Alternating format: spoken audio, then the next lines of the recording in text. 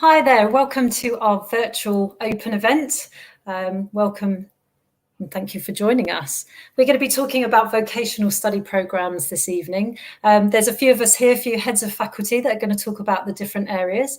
But just as an introduction, I'm going to start by talking about what a vocational course is, what that looks like, and what to expect when you come to Petroc. So the things that we'll cover is what is a vocational study programme.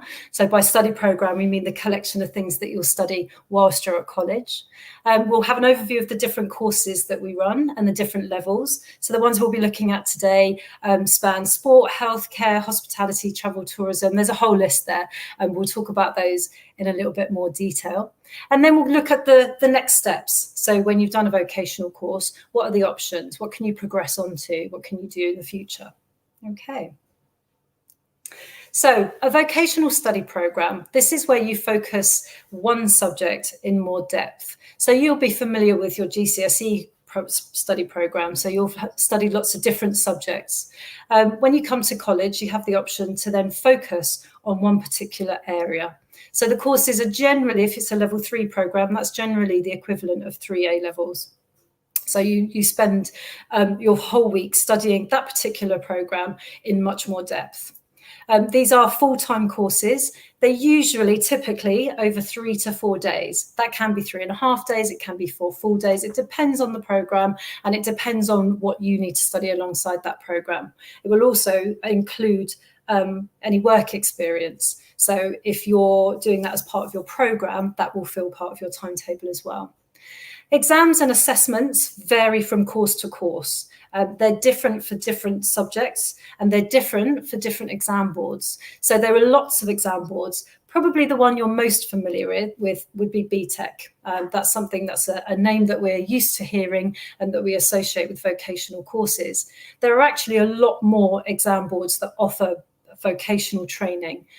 So you'll hear of RSL, UAL, there's lots of different ones, but they're all vocational programmes. Now, some of those will have exams in them and some will be coursework related.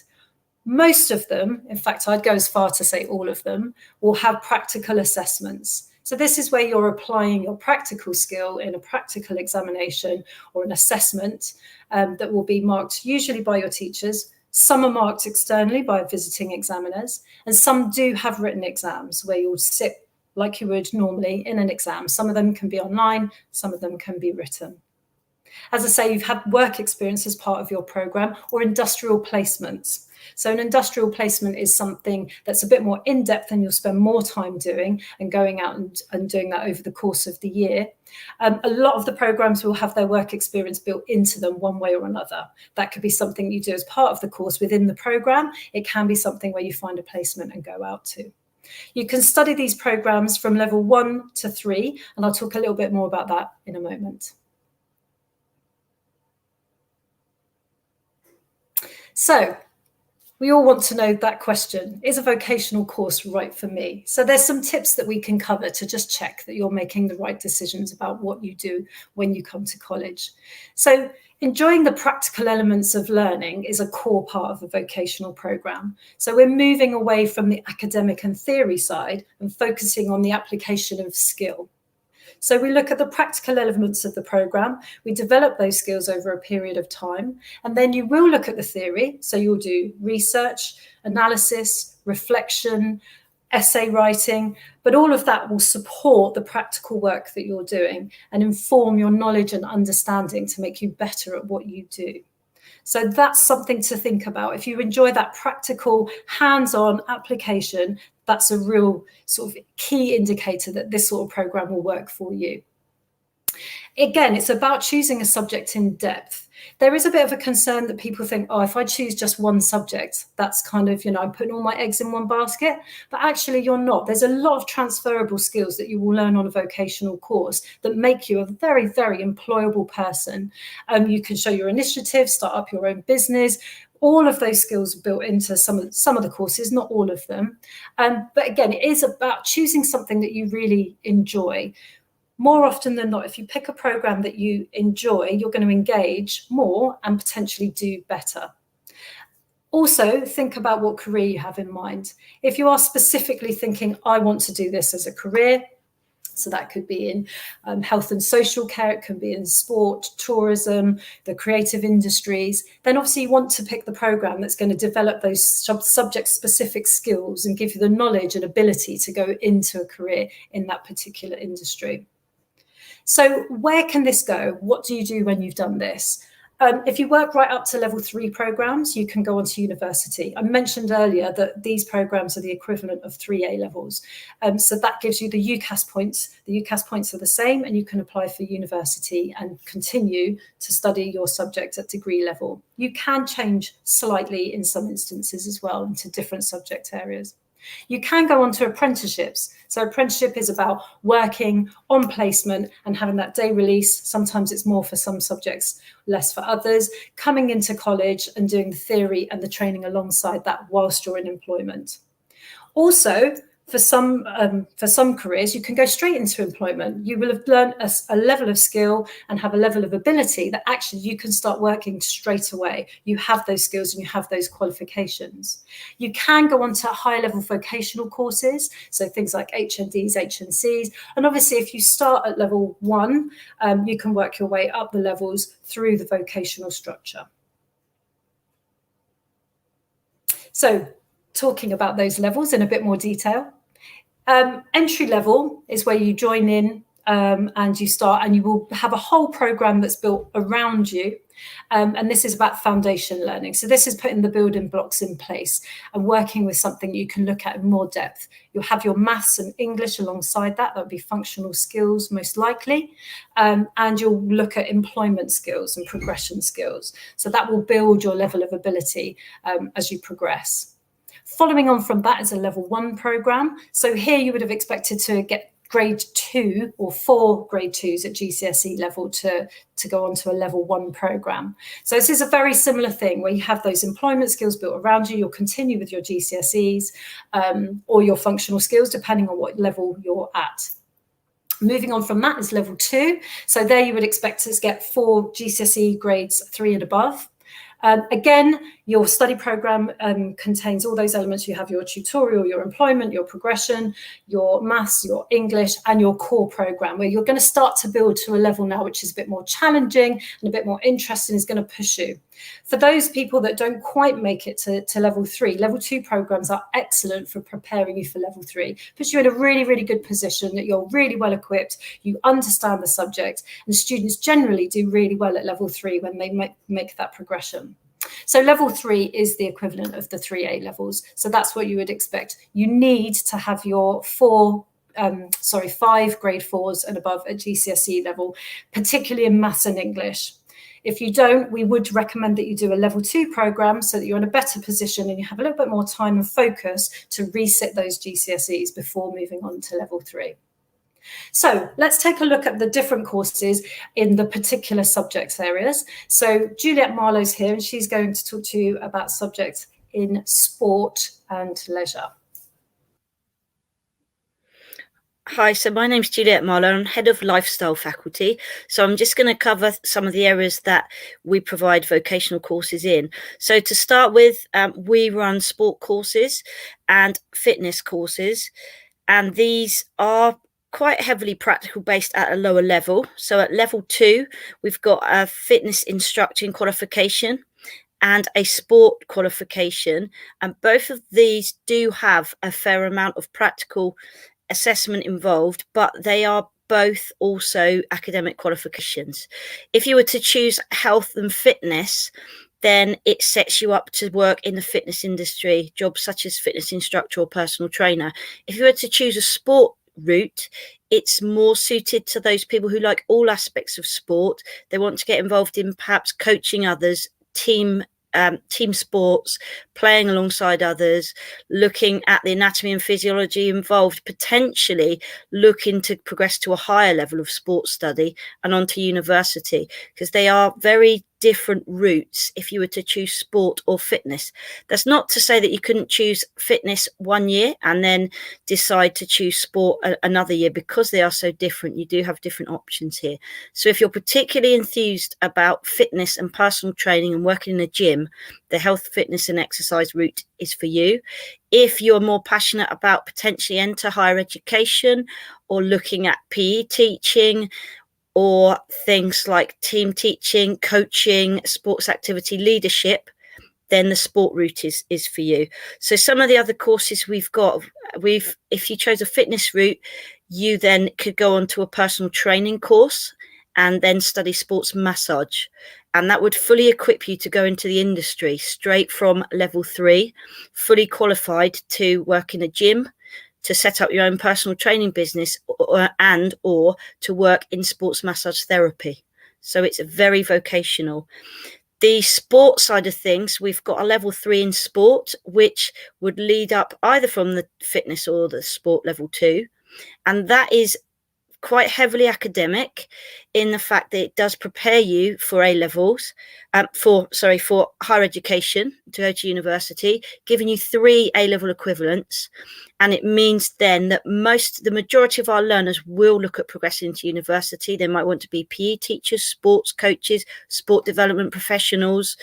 They may diversify and go off and join things, public services or the police force or paramedic. But they're really academic sport courses at level 3. But I would urge you to have a think more and go and have a look at the more detailed presentation that we've done on the website on the open event.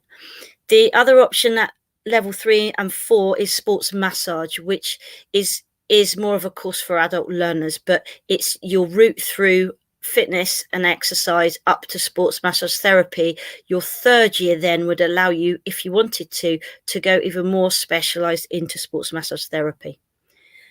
Second area that is covered in Faculty of Lifestyle Studies is public services and outdoor adventure. So we call ourselves active studies because all of these elements are very active. This is where our level 1 course falls. However, the level 1 in active studies is suited to sport, fitness, or public services or outdoor adventure. It actually covers all 3 elements of sport, so outdoor adventure, fitness and sport itself, but it falls into this public services area. Some of our learners do move up from active studies level 1 into public services, but a lot of them will choose to come up to level 2 fitness, or they would choose to move up to level 2 sport. So specifically in public services, we have a level 2 and we have a level 3 uniformed protective services, which both of those courses are geared at young learners who are looking to potentially enter some kind of public or protective services, joining the army, the navy, entering the police force later on. The level 3 course is again very academic. It's worth 3 A levels, and learners do head off onto university from the level 3. Sometimes they'll look at criminal law. Sometimes it will be forensics and the higher level public service jobs. Some will join the police force. Some will again go on to paramedics. So all of these courses are active, and as Claire was saying earlier, they're vocational courses, but they don't necessarily specify you to have to move on into a career in that actual area. They are really equipping you well in terms of your transferable skills to be employed in any career. So just back to our level 2 public services, it is probably our most popular career for course for those people who are really active but not necessarily fully into sport or fitness. They like getting outside, they like being physically active, but they're not quite sure of what career might be right for them. So it's a really, really good step from school into further education. If you don't go on to a level 3 course, public services level 2 is so very varied, really diverse, and it really sets you up for a lot of choices at the next step. Our outdoor adventure course is a lot more specific. It really is related to learners who love the outdoors and who want to work hard and probably are already thinking about an active outdoors lifestyle as their career. Learners on this course will get a strong period of work experience in an outdoor adventure centre, and they would build up some real qualifications through the course, which qualifies them to lead outdoor walking, climbing on the climbing wall, and leadership events outside. Some of these learners will go to university and study further, but a fair amount will actually go straight into the outdoor adventure industry, join a centre and deliver in the outdoors, potentially travelling abroad to do that, or travelling around the country to do that. But it is a really, really practical based course, the outdoor adventure course, but you do need to have that passion for the outdoors and getting involved in some kind of extreme or outdoor sports. So climbing, walking, surfing, kayaking, canoeing. It's very, very active. So moving on to another area in the lifestyle faculty, which is our hospitality and catering. So there's 3 main levels that we offer here.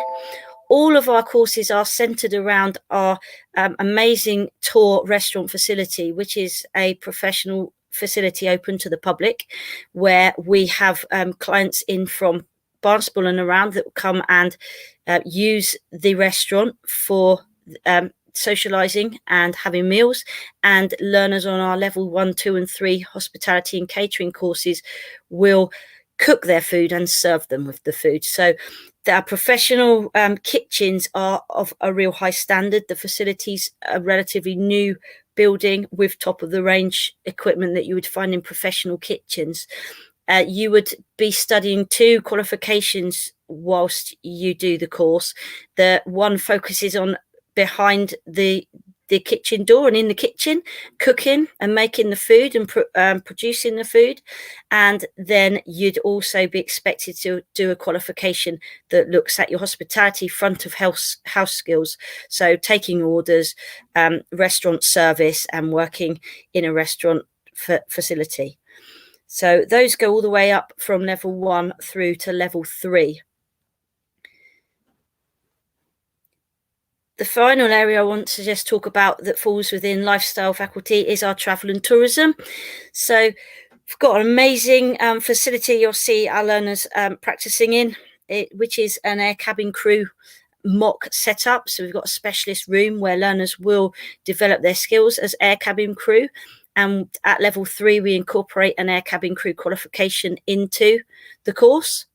Alongside that, you study things like worldwide tourism and tourism at home, and potentially ecotourism, and we look at the local area and we try and get you actively involved in the local tourism. So with hopefully us coming out of COVID very soon, we're really expecting some real potential for a tourism boom in North Devon and in the UK, and we're hoping that this is an attractive area to study, and there really are good opportunities in this area.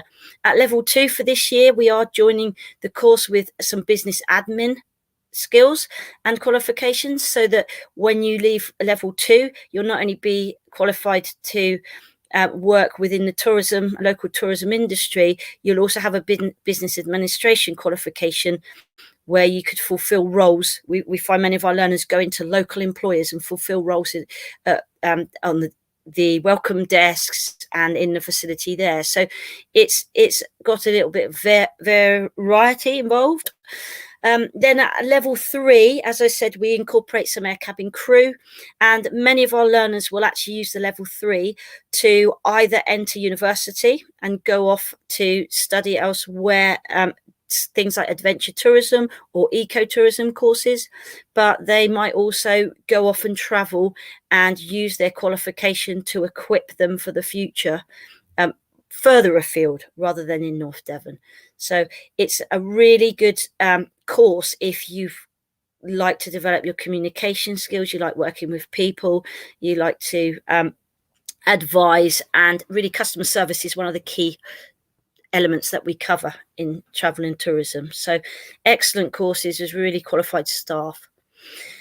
So I think that's all the areas in lifestyle faculty. I know we've put up some really comprehensive presentations that are accessible on the open event virtual website. So please do go and have a look at some of those, where you'll meet some of the staff who actually deliver these programs and who will be the main people that will be involved. So moving on, then I think we're going to go back to Claire, who's going to tell you more specifically about some courses in the area that she heads up, and in terms of arts and innovation. Thank you, Juliet. That's great. So I'm going to talk about art and media to begin with. We have our vocational programs here again at level 2 and level 3. So no level 1 here in this particular area. The art and design programs are generic in the first year. So it's about developing that breadth of skill that makes you a very versatile employee, or you can start your own business. However, we do recognise that people come with a particular specialism. So we gear you up to focusing on that particular pathway that you're interested in as you go into year 2. So you could be looking at textiles, fashion, photography, fine art, graphics, a wide range of things and subject areas. Again, they're very hands-on courses. It's very much about learning and developing that skill and becoming an expert in what you're doing. They prepare you to go on. You can study a third year with us and do a 1-year course that prepares you for university. But some students go straight on to university and study art and design there. Many, many people get jobs in all sorts of areas that are creative across businesses, marketing, you can go into fine art galleries. There's a vast array of careers that you can pursue through this. The second year of a level 3 program is very much about applying yourself as an artist. So it's about discovering who you are and finding a way to express yourself and creating a final major project, which is about you and your interest and your specialism. So it really is a focusing a kind of unique pathway to develop you as an individual. Within media, again, you look at the sort of different aspects of creative media. So you've got filmmaking, photography, again, can fall into there, graphics, web design, all sorts of things, sort of magazines, media, a whole range of things. Similarly, you'll look at all the different aspects. Sometimes it can be quite surprising. You come in with an idea that you think this is what I want to do, but actually you learn about something else. And to have that flex and that range of skill is really, really important. And again, you go on to your second year and you'll focus on the thing that you're really interested in. Where possible, we like to have lots of collaborative projects. So certainly in media, we've had lots of projects with students collaborating and filming things. So we've made short films. We did one in the haunted house. I think the video is actually on the website as part of the virtual tour.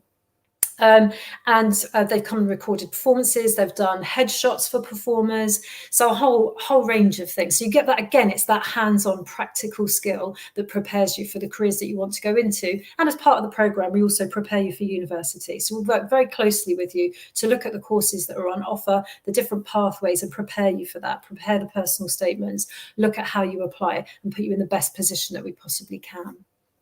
So moving on to music and performing arts. And not unlike Juliet mentioned just now, obviously with the pandemic, this has had a massive impact on this industry. But it's amazing to see how much resilience has been shown with performers working, not only us as students, but people that are in the industry. We've got many students that we stay in touch with that are in these careers, and they're starting their own businesses up, their online classes, online performances. They've been so flexible. It's been so interesting to see. And again, I think once things are up and running again, there's going to be a real boom in this area, because people, I'm sure you know yourselves, you've missed out on so many things, going out and doing things, going to see live music performances, etc. So the courses that we run here, music to begin with, again, we have level 2 and level 3.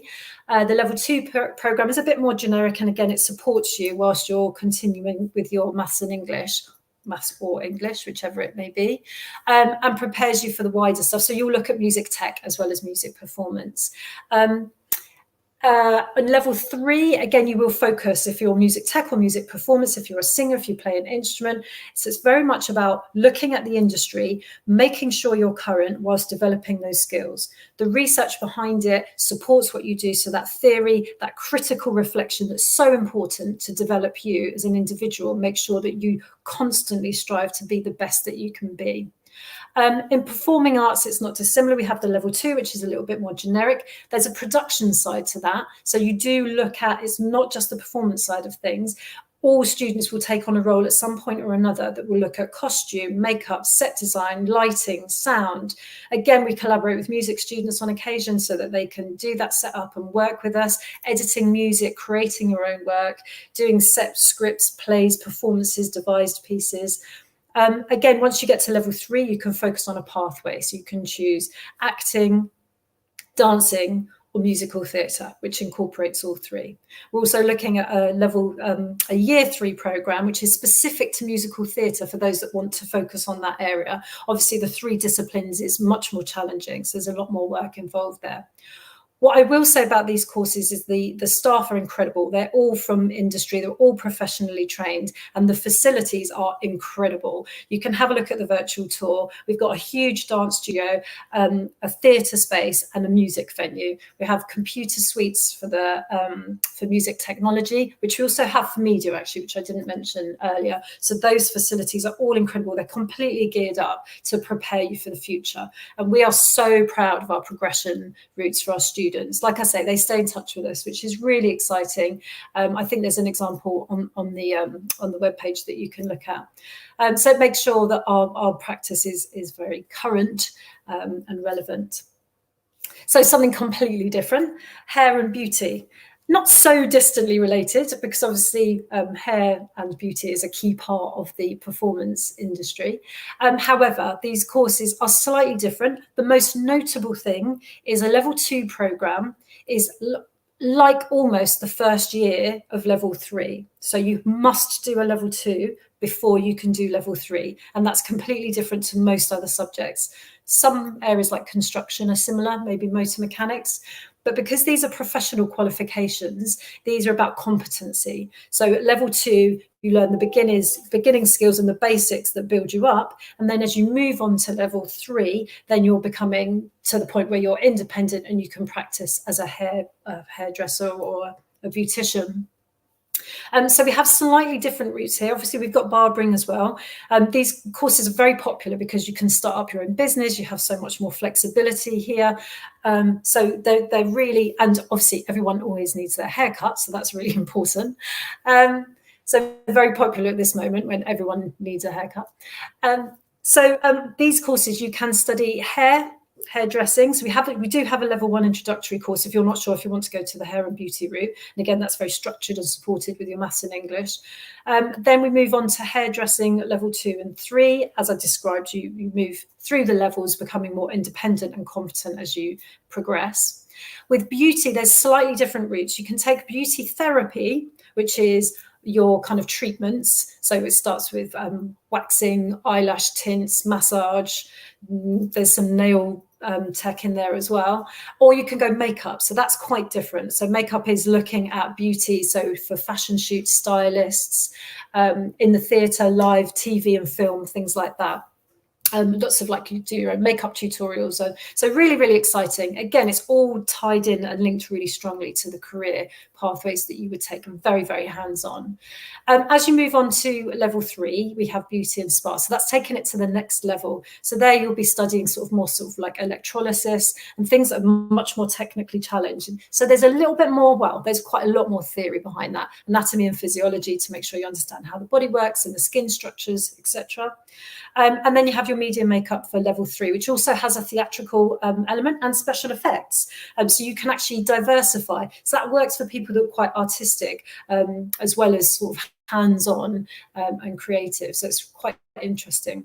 Barbering, again, we have level 2 and level 3, very similar to hairdressing. It's getting in there, it's learning the basic skills and then building on that with the sort of more complicated haircuts that you can do, and then carrying that out independently. At level 3, there are opportunities to actually earn while you learn. So we have a salon that you can work in. And that's only for those that are really, really strong independent students. But again, it's an opportunity to progress.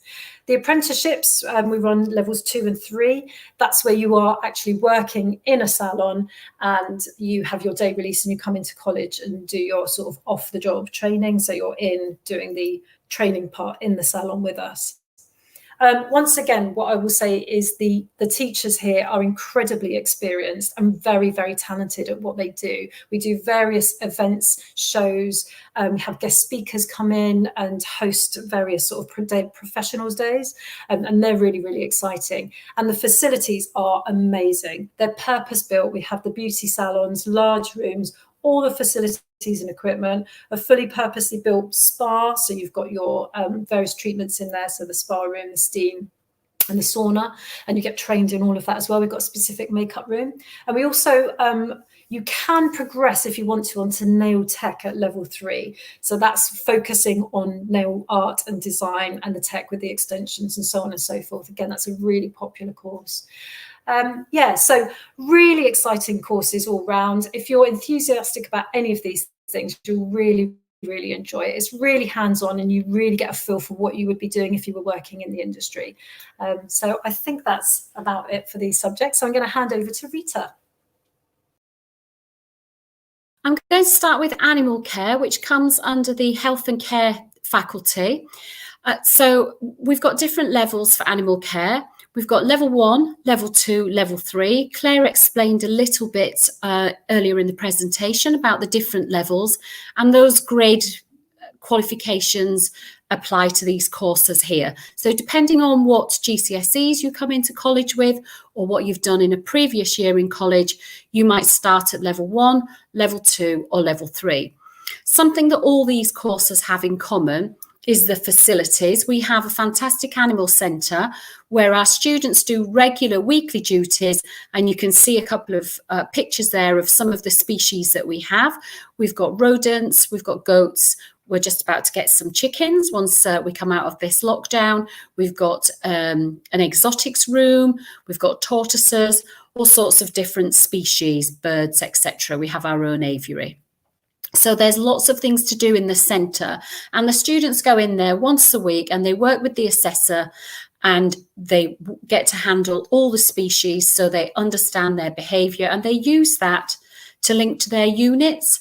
And when they have their assessments later on in the year, some of those are practical, working with the animals in the centre while people observe them, and some of them are written assessments. And that's pretty similar for all the levels, no matter what you're studying on animal care. One of the things that these courses have is work experience, which is mandatory. It's an essential part of the course. So we do these qualifications with City and Guilds and BTEC, and they specify that you have to do a minimum amount of work experience. So you'll go out and you might work in a stables, you might work at a farm, you might work at a pet shop, and you have to do a minimum number of hours. So you really get some hands-on experience to complement what you're learning in the classroom. You can go on from these courses, especially if you've done level 3 and got a good grade in that, and you can do further study in higher education and perhaps doing a degree in veterinary nursing. Lots of our students are really keen on that. Or you might want to go on and do an animal conservation degree. We run one of those at Petrock as well, and it's very popular. So there are different things that you can do. Also, the animal care courses lend themselves really well to going and working with organisations that are concerned with environment protection. So there are quite a number of different career paths that you can go into. And the team have put a little guided tour onto the Petrock website about the animal centre. So if you haven't seen it, please go and have a look, and you can see some of the species that we have there. So there's lots of interesting activities that the students do on there. Okay, so the next area is health and social care.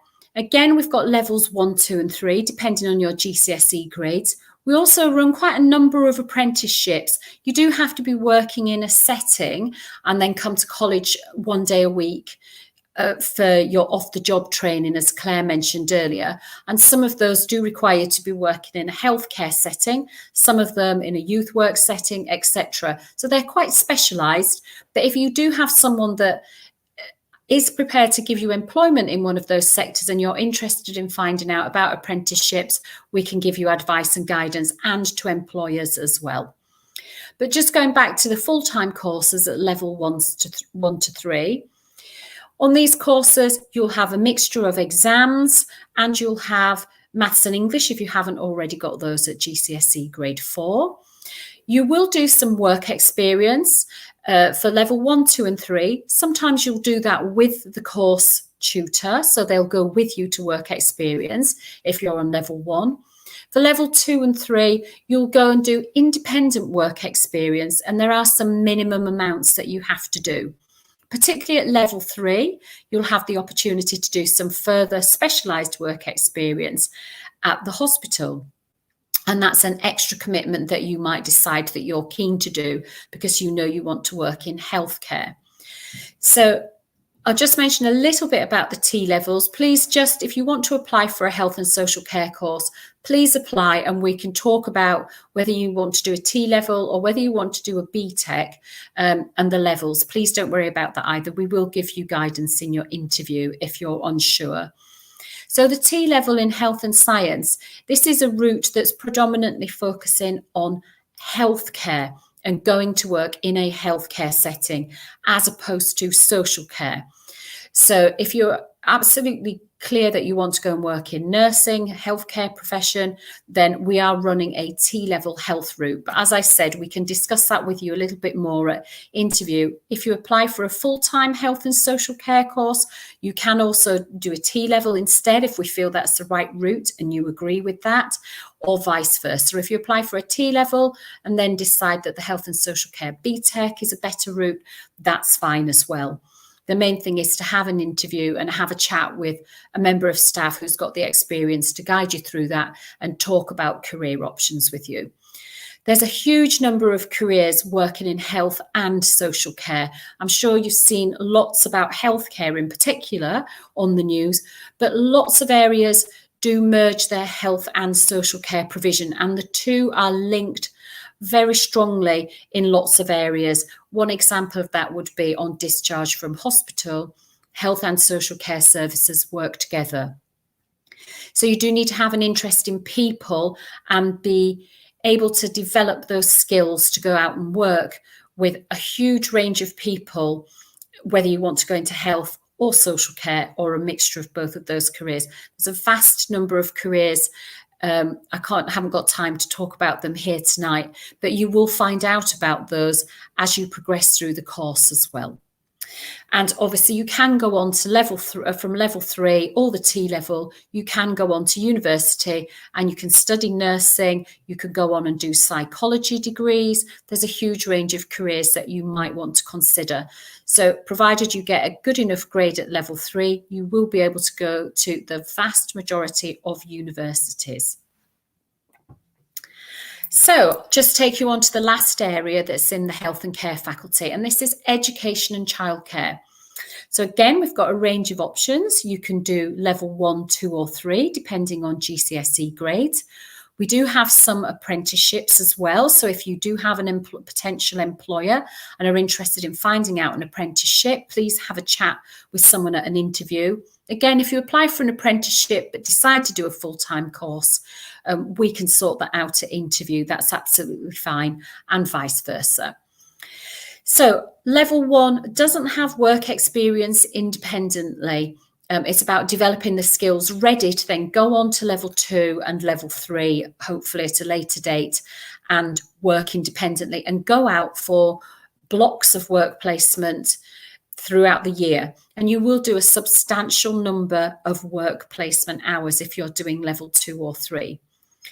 We are running some T levels in education, and we have got different routes. So if you are interested in T levels where there's it's a very similar amount of work experience, actually. We can talk about that at interview and talk about the different routes that we're running and whether they might be appropriate for you. I think the main thing to understand about these courses is that you'll be in college pretty much 50% of the time for blocks of 3 or 4 weeks, and then you'll be going out to do work experience of blocks of 3 or 4 weeks. And while one group is in, the other group will be out on work placement, and then they will swap over. And you will also work with a range of age groups. You will go right through from 0 to 8. So it's important that you get experience with very young children, with infants who are maybe only 3 to 6 months old, as well as slightly older children. So there is an age range that you will cover in all of these courses, actually. So the work experience is essential on these courses. So you need to be keen and up for doing that as well. The attendance hours are mandatory. So you have to bank those hours and they have to be sent off to the awarding body. These courses are assessed by a mixture of assessment and exams, and obviously we'll guide you through that depending on the unit. Sometimes there will be slightly larger assessments which encompass a number of units, and sometimes it will be an assessment that's internally assessed on just one particular unit. So there's some fantastic opportunities and careers that you can go on to after doing these courses. A lot of our students want to go on to teaching or special needs teaching. They might go on and be interested in doing child psychology. They might want to go and run their own nursery. They might want to go and work with early years or go and work as a family support worker. There's a huge range of jobs that you're probably not even aware are out there. It's not just about becoming a nursery nurse or working in a school with very young children. So there's a huge range of careers. Again, there's plenty of information on the website that you can have a look at, where the team have sort of talked about the courses in a little bit more detail. So you can have a look and think whether this is the right course for you. I think that's all of my areas. Thank you.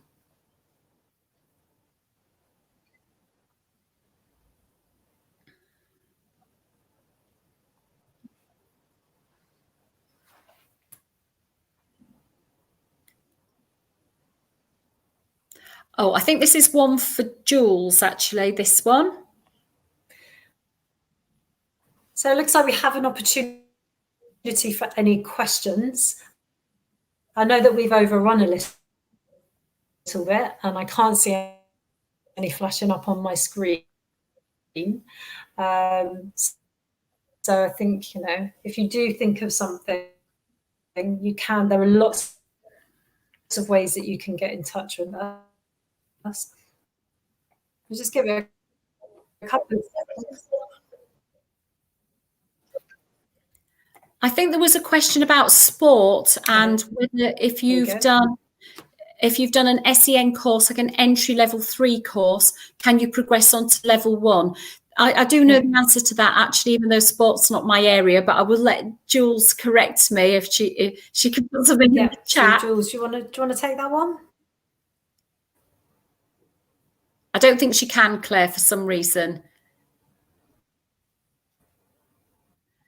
You can progress on to level 1, but it does depend on what level you're working at in terms of GCSE. So if you are interested in doing the level 1 vocational course, Jules is muted there.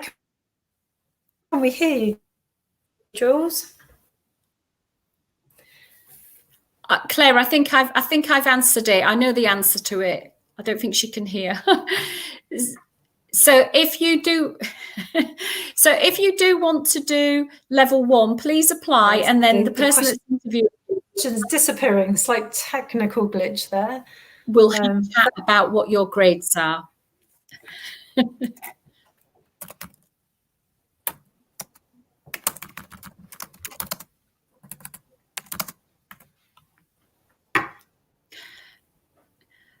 Okay, I'll answer this one.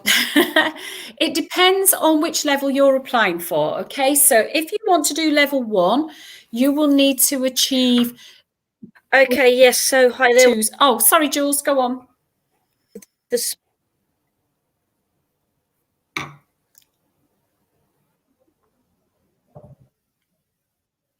No, not to worry. So you said you can progress. Is that the answer to the question? Yes. Okay.